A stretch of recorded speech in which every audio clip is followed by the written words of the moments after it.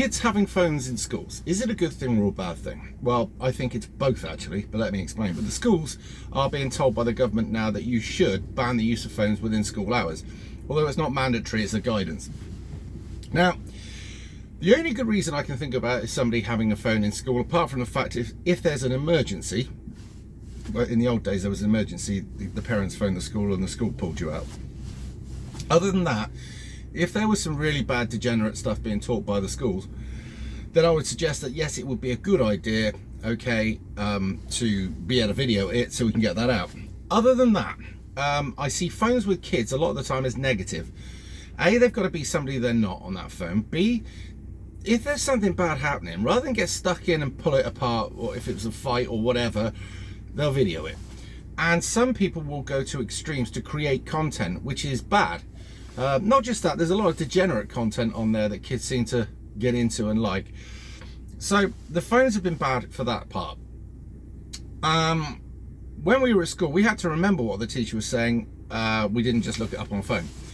So it might help them engage a bit more. And also, if they put their phone down for any amount of time, they might actually start to build up, I mean, if they're bored especially, they might actually start to build up worthwhile relationships with each other and start bringing people back together, like we used to. So that might be a plus. I do consider phones with kids, on the whole, negative. Yes, they're a safety thing, especially in today's society where you don't know what's going on and there's some really dodgy people out there. You'd want your kid to be able to ring you and say something's happening, come and get me, or whatever. That I get. But when you see kids coming home from school, somebody said on GB News, and I was watching, she's right, it's like the zombie apocalypse. They're all just got their head down, shuffling away, looking at their phones. They're not looking where they're going. They're walking into stuff or each other or street furniture. And a lot of them are so consumed by what they're watching on their phone that they'll actually walk out in front of traffic. And as a consequence, in some areas, they've reduced the speed limit down to 20 miles an hour. So it's almost like Darwinism. And a lot of the time with the phones, it does stop a child's development, I personally believe. You take, for instance, when we were kids, right? We knew where everybody was, right? We didn't ring up to find out where everybody was. We didn't have an app that had a pinpoint of where all my friends were. We just rode around the area, and where all the bikes were outside, we knew everybody was in that house. That was how we did it in the old days.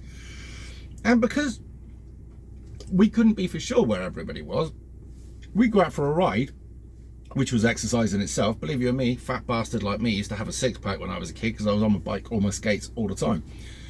But you would go around, and as a consequence, you might find something else more interesting happening, and you would just network a lot better, and you would agree to meet people. That was another thing. In the old days, you used to agree to meet people, and you'd say you'd be there at a certain time. And if you didn't show up, you got known as a letdown Larry, or other words where they would have used, but you get the idea. And you had to become a person who was a person of their word. You had to become disciplined and routine. You had to do what you said you were going to do on the tin, not just sort of, mate, yeah, we do, yeah. You get it. So yeah, I can't help but think that this was all part of some sort of idea to give them a device that would totally take them away from everything else, and it's worked.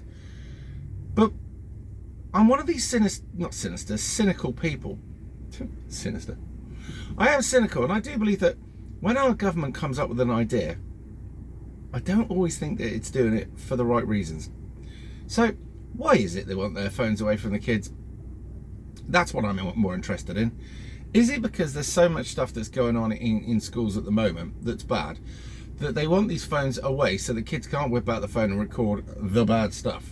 Like the new to the reservation kicking the living shit out of the teacher, or the new to the reservation bullying other kids and making them swear that they're now they're Islamic or whatever. You know, all these different weird shit that's going on at the moment. Is that the reason? You've got to ask, because